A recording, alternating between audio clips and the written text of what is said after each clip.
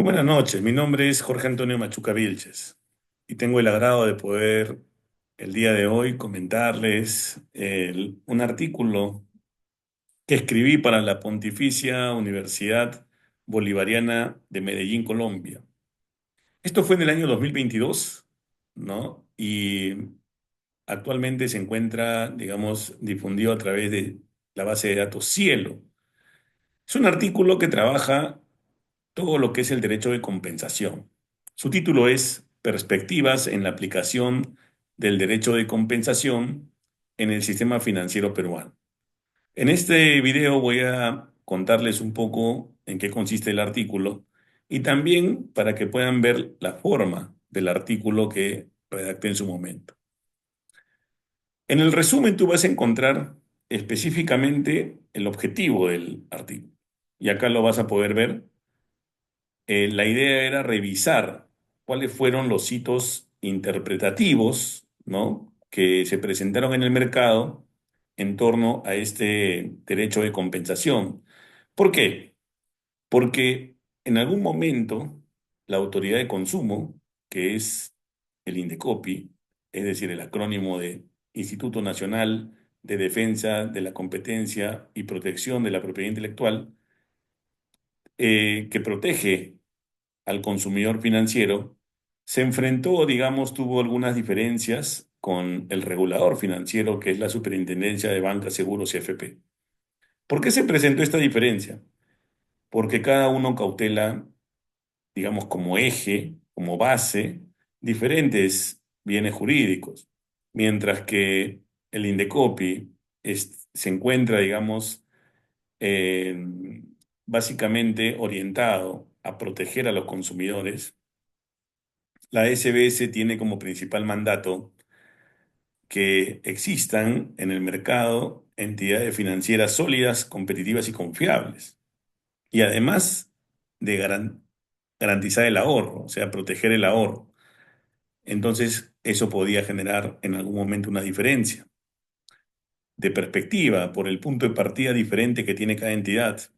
Entonces, el derecho de compensación generó justamente en algún momento una suerte de enfrentamiento, de diferencias, de divergencia al momento de poder alinear las posturas. Veamos, ¿por qué se presenta esto? Se presenta esto porque el derecho de compensación ciertamente le brinda una prerrogativa bastante fuerte a las entidades del sistema financiero. ¿En qué consiste? Consiste básicamente en la posibilidad que éstas tienen de cobrarse una deuda que tú tengas con un activo que mantengas en ellas, ¿no? Es decir, el día de mañana tú tienes un depósito y a la vez tienes una deuda. No pagas la deuda y entonces las entidades tienen el derecho de ir por tu depósito y cobrarse la deuda con él.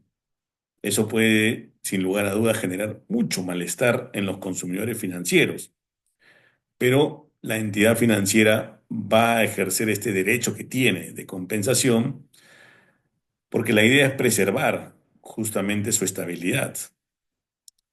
Vamos a explicarlo ordenadamente.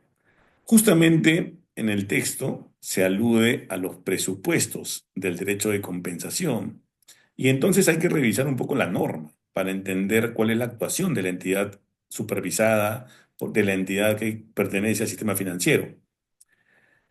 Cuando nosotros vemos el artículo 87 de la Carta Magna, encontramos que el Estado fomenta y garantiza el ahorro. Fomenta el ahorro buscando que las personas ahorren más. Sabemos que el ahorro es sinónimo de progreso. Con el ahorro las personas progresan de manera, digamos, individual, pero a la vez impactan positivamente de manera social. Si tú ahorras, por ejemplo, probablemente sea más fácil que eduques a tus hijos. Ante cualquier contingencia, el ahorro te asegura, te garantiza que podrás educarlos. Y ese hijo que educas tendrá pues más posibilidades en el mercado de surgir. Entonces, socialmente hablando, realizas un mejor aporte para que pueda crecer nuestra alicaída sociedad.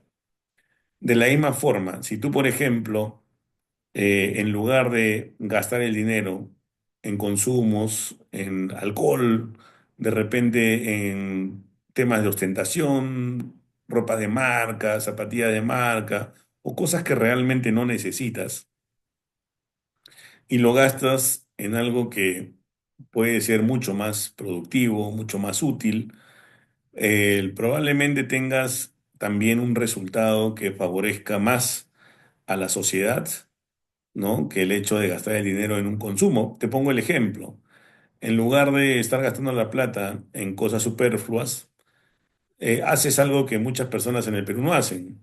Concluyes tu casa, ¿no? Oye, ¿sabes qué? Todavía está por ahí la pared sin terrajear, sin pintar. Entonces, en lugar de gastarte la plata en cosas superfluas, lo gastas en terrajear y pintar la casa. Eso te beneficia, porque tu bien adquiere un mayor valor, pero socialmente también favorece a la comunidad, porque para las personas va a ser mejor pasar por un barrio, ¿no? Donde las casas están terrajeadas y pintadas, que por un barrio donde no lo están. Todo adquiere mayor valor. Entonces, definitivamente el Estado tiene que fomentar el ahorro. Ante un imprevisto, situaciones complicadas como por ejemplo el COVID en el año 2020, con ahorro fue una cosa, sin ahorro fue otra cosa. Entonces, para imprevistos, ese dinero también sirve mucho. Luego te dice, ¿no? Que no solamente lo fomenta, sino que lo garantiza. Acá lo pueden ver. El Estado fomenta y garantiza el ahorro. Esta garantía de, del ahorro es relativa, no es absoluta. El Estado hará lo posible para garantizar, para proteger el ahorro, pero no puede decir y pedirle pues que te devuelva, por ejemplo, el dinero que puedes perder en determinadas situaciones. Por ejemplo, si la entidad quiebra, vas a poder recuperar aproximadamente 120.000 soles, ¿no? A través del fondo de seguro de depósito. Pero si tu nivel de ahorro era mayor, entonces la diferencia la vas a recuperar si alcanzan los activos de la empresa para poder cubrir esa diferencia. Si no, lamentablemente habrás perdido. Por eso, repito, la garantía no es absoluta, sino relativa. Pero además de ello, para poder entender esta garantía del ahorro, es preciso ver el artículo 132 de la Ley General del Sistema Financiero, del Sistema de Seguros y Orgánica de la Superintendencia de Banca y Seguros, porque este artículo se denomina mecanismos para atenuar el riesgo de los ahorristas. Y estos mecanismos constituyen básicamente prerrogativas que tienen las entidades financieras para poder cobrar sus acreencias. La lógica es la siguiente. Si las entidades del sistema financiero pueden cobrar más fácilmente sus acreencias, pues el riesgo de quebrar es más bajo, ¿no? Eso es un poco lo que está detrás de este artículo 132. Así, por ejemplo, uno de sus numerales señala que el saldo deudor que uno tiene con una empresa del sistema financiero constituye un título ejecutivo para efectos de cobranza. Facilita entonces la cobranza.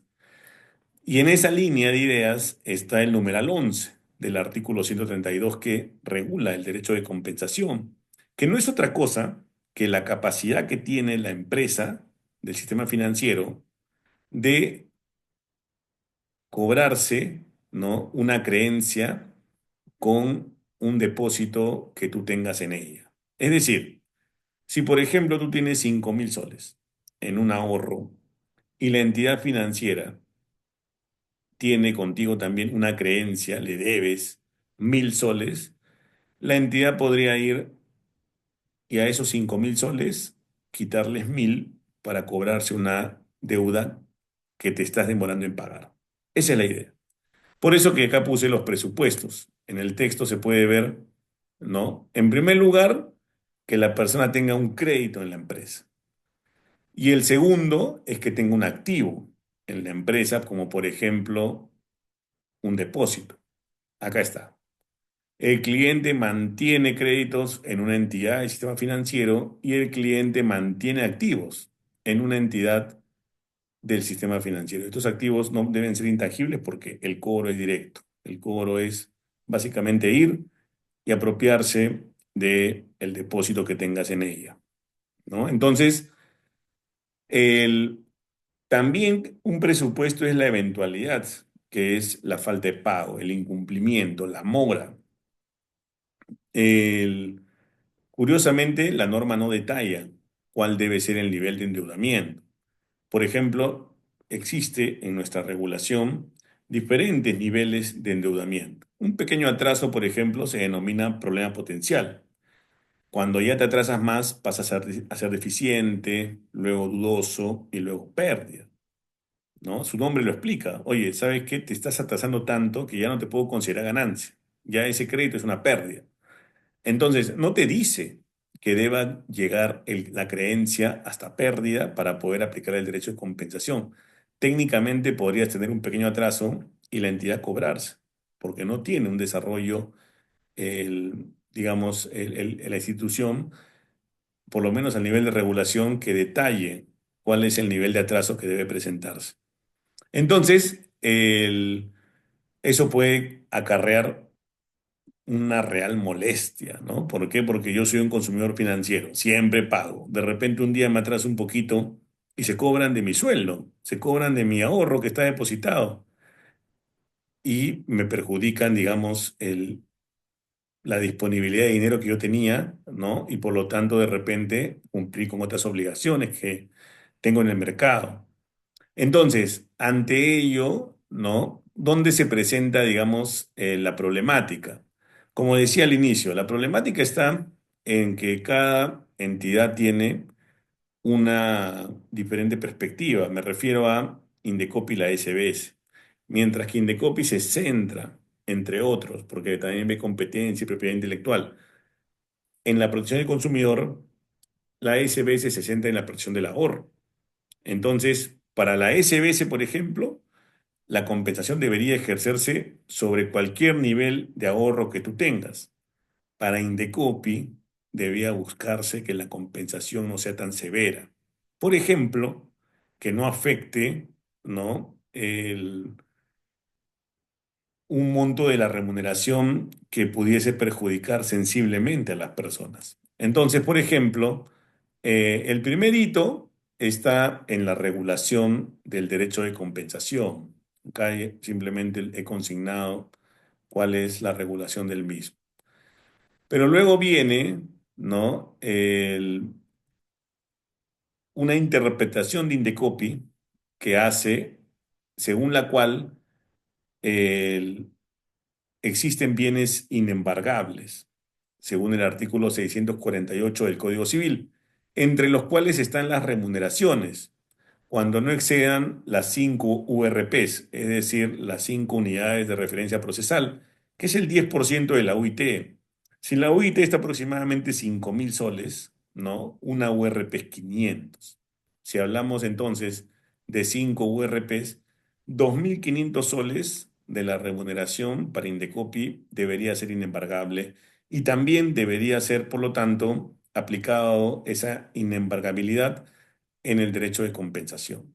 Si, por ejemplo, yo tengo un dinero de 5.000 soles como consecuencia de mi remuneración, del pago de mi remuneración, podrían embargarme como máximo 2.500 en el marco del derecho de compensación, no más, ¿no? Debería respetarse 2.500 porque eso ya resulta inembargable según esta norma. Entonces, luego viene la SBS que señala, oye, eso no está bien, eso es incorrecto. La posición del regulador financiero es que en realidad las entidades pueden ir por el todo de los depósitos. ¿Por qué? Porque no es importante el consumidor financiero, es importante que la entidad no quiebre, que pueda recuperar al máximo su creencia, porque eso la pone más cerca de no quebrar que de quebrar. Y por lo tanto, se protege el ahorro. ¿Se dan cuenta la diferencia? Al final, la Corte Suprema trató de buscar un justo medio, ¿no? Trató de señalar, ¿no? Que sabes que existe la posibilidad de que pueda eh, protegerse eh, ese tramo inembargable que señalábamos, ¿no? La sentencia aplica solamente al caso concreto donde se ventiló, pero adicionalmente se presentó una suerte de eh, precisión en la sentencia, buscando, ¿no?, que haya, por ejemplo, una mayor transparencia informativa al momento en que los consumidores contraten, ¿no? Oye, exhortaron, digamos, al mercado a que al momento de que se contrate se explique adecuadamente a los consumidores cuál es el riesgo de poder, digamos, tener una creencia, no pagarla y que puedan ejercerse el derecho de compensación. Para ello, en los contratos tiene que estar claramente establecido y el cliente tiene que poder tomar conocimiento de que existe esa posibilidad. Uno, para que no se atrase y tenga ese inconveniente. Y dos, para que sepa que en caso la entidad se cobre, es algo que está regulado y que tiene una finalidad que seguramente la molestia, la incomodidad del momento le va a impedir, le va a obnubilar al cliente poder tomar, digamos, conciencia de todo lo que está detrás, todo lo que se ha explicado en ese momento. Sin embargo, ustedes ya conocen la lógica del derecho de compensación y tienen que saber que hacia el futuro lo que debería darse es, sin duda, un mayor conocimiento de estos conceptos, entender su lógica, uno, para evitar tener problemas que nos apliquen este derecho y nos perjudiquen, pero especialmente para entender que detrás de su aplicación, más que un beneficio de la entidad, hay un beneficio de la colectividad. Muy buenas noches y muchas gracias por la atención prestada. Permiso.